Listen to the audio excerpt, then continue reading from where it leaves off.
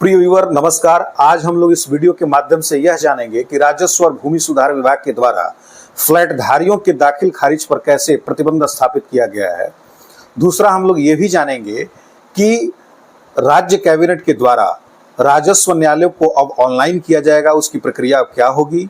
और तीसरा कि बिहार में चल रहे जमीन सर्वे कार्यक्रम के अंतर्गत 10/4/2025 तक क्या अपडेट है, इसके बारे में आइए हम लोग चर्चा करते हैं। दोस्तों, जैसा कि आप जानते हैं कि फ्लैट धारियों की दाखिल खारिज को लेकर के राजस्व और भूमि सुधार विभाग के पास एक अपडेट आया। वह यह आया कि कुछ अंचलों में फ्लैट धारियों के द्वारा दाखिल खारिज संपन्न कराया जा रहा है, जिस पर प्रतिबंध राजस्व विभाग के द्वारा अब लगा दिया गया है। जैसा कि आप पूर्व में जानते हैं कि बिहार में जो दाखिल खारिज होता है वो बिहार दाखिल खारिज अधिनियम 2011 और बिहार दाखिल खारिज नियमावली 2012 के तहत किया जाता है, जिसमें भूस्वामी और रैयतों के जमीनों का दाखिल खारिज किया जाता है। इसमें फ्लैट धारियों के दाखिल खारिज के संबंध में किसी भी प्रकार का कोई प्रावधान नहीं है।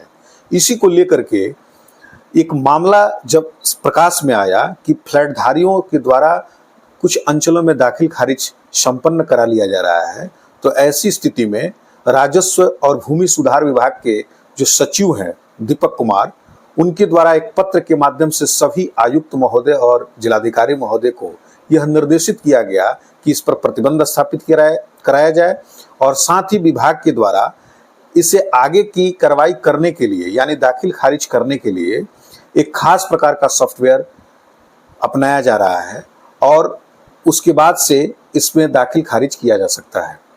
फ्लैट धारियों के दाखिल खारिज को लेकर के विभाग के द्वारा क्यों प्रतिबंध स्थापित किया गया, इसके बारे में आइए हम जानते हैं।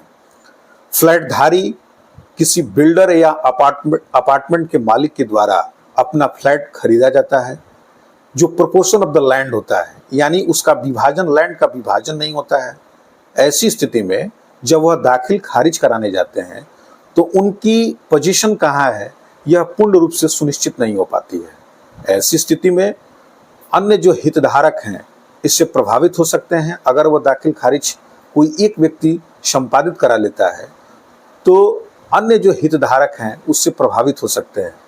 इसी को लेकर के इस पर प्रतिबंध स्थापित कर दिया गया और साथ ही ये इसकी भी क्लियरिटी है कि दाखिल खारिज अधिनियम 2011 और नियमावली 2012 के अंतर्गत ऐसी कोई प्रक्रिया जब है ही नहीं तो यह दाखिल खारिज क्यों किया जा रहा है, तो इसलिए इस पर प्रतिबंध लगा दिया गया है। खैर, सरकार के द्वारा एक खास प्रकार का सॉफ्टवेयर इसके लिए तैयार किया जा रहा है। सॉफ्टवेयर जैसे ही विकसित होगा तत्पश्चात इसकी भी प्रक्रिया सुनिश्चित की जा सकेगी। दूसरा यह है कि राज्य कैबिनेट के द्वारा राज्य के लगभग 927 राजस्व न्यायालय को अब डिजिटलीकृत करने की प्रक्रिया को स्वीकृति प्रदान कर दी गई है, जिसके लिए राशि भी आवंटित की जा चुकी है और अब यह डिजिटलीकृत हो जाएगा। इससे लाभ यह होगा कि राजस्व न्यायालय की पहुंच अब बढ़ेगी, पारदर्शिता अब सुनिश्चित हो पाएगी।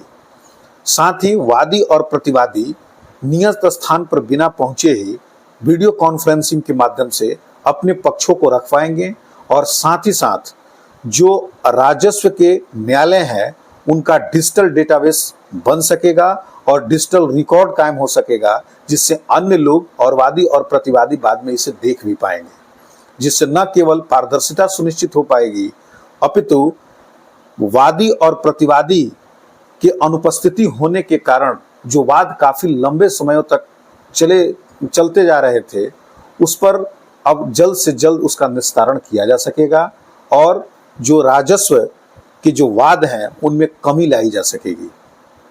तीसरा यह है कि बिहार में चल रहे जमीन सर्वे कार्यक्रम के अंतर्गत अंतिम तिथि को लेकर के रैयतों में अफरा तफरी का माहौल है। कहीं कहीं सूचना पत्र के माध्यम से यह उनको कहीं ना कहीं मिल जा रहा है कि इस स्व घोषणा को समर्पित करने की जो तिथि है वह 15 अप्रैल 2025 तक है।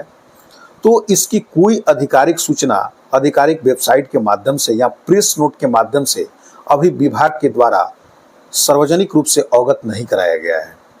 अभी मात्र इतनी ही सूचना है कि 31 मार्च 2025 के बाद कुछ दिनों तक स्वघोषणा के प्रपत्र जमा किए जाएंगे। उसकी एक सुनिश्चित तिथि विभाग के द्वारा अभी नहीं दी गई है, तो ये मान के चलिए कि 15 अप्रैल 2025 जो है वह अंतिम तिथि नहीं है।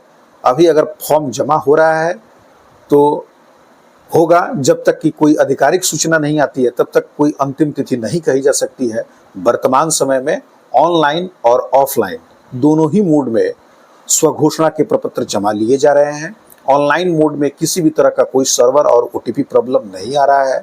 वर्तमान समय में आपने जो भी आपके पास कागजात उपलब्ध हैं, केवल उन्हीं कागजातों को लगा करके आप स्वघोषणा के प्रपत्र समर्पित करके संबंधित पोर्टल पर और रेफरेंस आईडी प्राप्त कर सकते हैं। इसमें अगर किसी भी प्रकार की कोई दिक्कत आए तो मेरे इसी चैनल पर वीडियो बना करके डाला गया है, जिसको आप देख करके अपनी सारी दुविधाएं दूर करके स्वयं ही अपने मोबाइल से आप आवेदन को प्रस्तुत कर सकते हैं।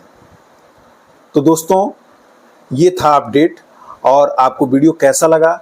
अगर अच्छा लगा होगा तो इसे लाइक कीजिए, शेयर कर दीजिए। अगर कोई मन में दुविधा हो तो कमेंट करके निश्चित बताइए, और मेरे चैनल को सब्सक्राइब करना बिल्कुल ही मत भूलिए। आपने अभी तक अपना कीमती समय मेरे चैनल पर दिया, इसके लिए बहुत बहुत धन्यवाद।